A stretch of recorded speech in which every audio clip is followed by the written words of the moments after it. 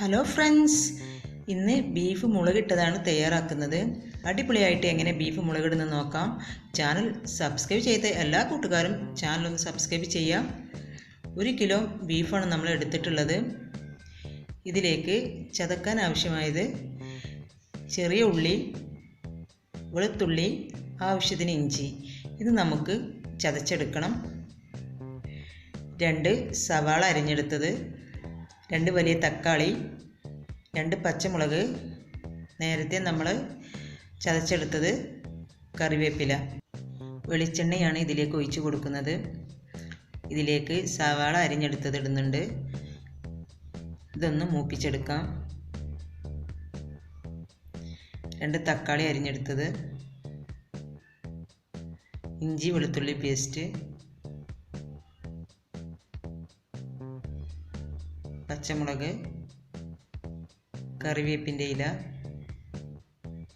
ഇതെല്ലാം ചേർത്തിട്ട് നന്നായിട്ടൊന്ന് ഇളക്കി കൊടുക്കുക. 2 ടേബിൾ സ്പൂൺ മല്ലിപ്പൊടി, 3.5 ടേബിൾ സ്പൂൺ മുളകും പൊടി,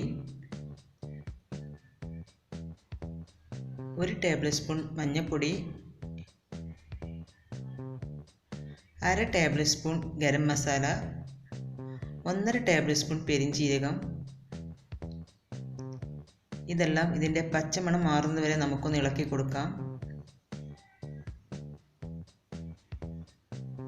നല്ലപോലെ ഒന്ന് മിക്സ് ചെയ്ത് കൊടുക്കുക. ആവശ്യത്തിന് ഉപ്പും ചേർത്ത് കൊടുക്കുന്നുണ്ട്. ഇതിലേക്ക് കുറച്ച് വെള്ളം ഒഴിച്ച് കൊടുക്കുന്നുണ്ട്. ഇതൊന്ന് ചൂടായതിന് ശേഷം ഇതിലേക്ക് നമുക്ക് ബീഫ് ഇട്ട് കൊടുക്കാം. നല്ലപോലെ ഒന്ന് മിക്സ് ചെയ്തെടുക്കുക. 9-10 വിസിൽ വേണ്ടി വരും ബീഫ് വേവാനായിട്ട്.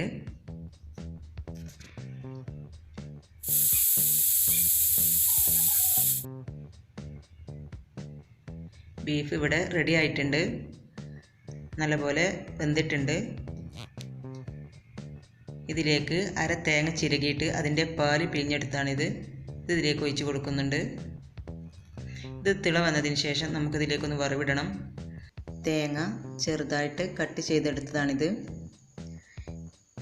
ഇത് മൂപ്പിച്ചെടുക്കണം.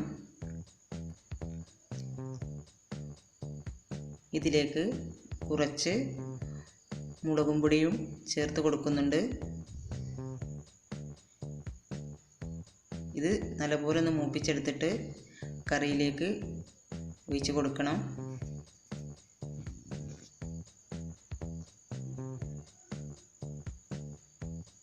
ബീഫ് മുളകിട്ടത് ഇവിടെ റെഡി ആയിട്ടുണ്ട്. വളരെ ടേസ്റ്റി ആയിട്ടുള്ളൊരു കറി തന്നെയാണിത്. അപ്പോൾ എല്ലാവരും ട്രൈ ചെയ്ത് നോക്കുക.